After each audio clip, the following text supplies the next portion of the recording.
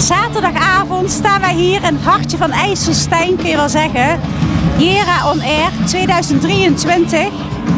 Hoe tot nu toe is het festival gegaan, Thijs? Want dit is de laatste dag. Ja, we hadden op donderdag een beetje problemen. In ieder geval, er was heel veel regen, zoals waarschijnlijk iedereen ook al weet. Met naar binnen komen waren er kleine problemen op het begin, maar toen mensen eenmaal binnen waren, toen was het één groot feest. En gisteren en vandaag super mooi weer, dus iedereen is aan het genieten en het is gewoon een topfeestje, denk ik. De derde dag, kun je dan zeggen van vandaag is het druk, gisteren was het drukker. Kun je daar iets van zeggen?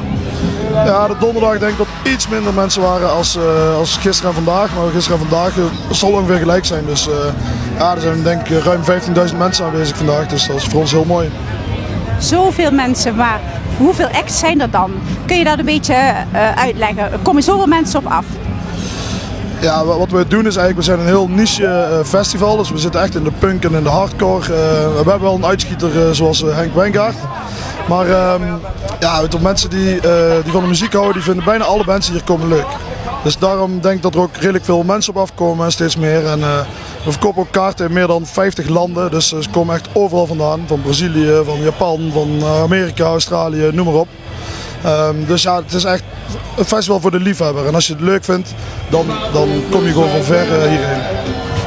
Dat snap ik. En dan heb je zo'n Henk Wijngaard hier, dat maakt niet uit. Maar hoe kom je dan die keuze dat je hem vraagt?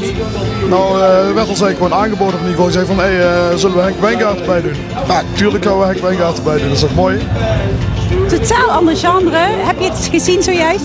Ik ben er heel even gaan kijken en ik zag dat gewoon iedereen helemaal los ging. Dus dat is het leuk ook aan het publiek. Dat maakt eigenlijk allemaal niet zoveel uit. We maken overal een feestje van. En dan staan jullie voor de tweede jaar op deze locatie. Dat weet ik nog van vorig jaar. En bevalt het dan? Is dat goed bevallen dus? Ja, dat is zeker goed bevallen. We willen hier ook graag blijven, want het is eigenlijk een stuk groter veld. Afgelopen jaar waren we eigenlijk nog iets kleiner, want toen hadden we de parkeerplaats nog aan dezelfde kant van de weg als het festival. En nu hebben we die verplaatst naar de andere kant van de weg, waardoor we het terrein weer wat groter hebben kunnen maken, de camping wat groter hebben kunnen maken. En nu ook meer mensen aanwezig zijn dan vorig jaar. Wat is vandaag het hoogtepunt of gisteren? Kan je iets zeggen wat super spectaculair was? Ja, dat vind ik moeilijk te zeggen, maar ik vond vandaag bijvoorbeeld net als hij de roosjes klaar.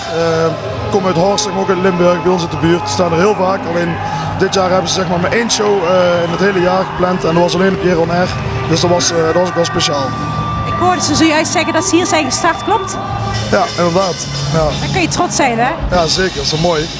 Maar heb jij dan, jij zit al 15 jaar in de organisatie, ook nog misschien zelf een wens of een wensenlijstje? Dat je denkt, die band die zou ik wel eens willen zien hier. Ja, ik heb ook redelijk wat bands op het wensenlijstje. Alleen is altijd de vraag, zijn ze op tour? Kunnen we ze betalen?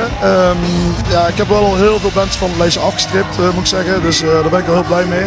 Maar ik zeg maar wat, een Blink-182 of een Green Day of een Slipknot. Dat staat nog wel op het wensenlijstje, maar dat is ook een hele dure band.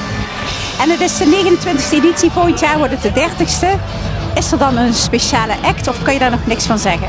Een speciale act, we hebben sowieso altijd speciale acts, maar we gaan wel zeker wat speciaals doen. Maar daar kan ik verder nog niet veel over vertellen. En heb je wel al een datum of heb je die ook nog niet? Ja, dat is altijd de laatste zaterdag van juni, dat weekend. Dus volgend jaar wordt het weekend van 30 juni. Dus eigenlijk een week later als dit jaar.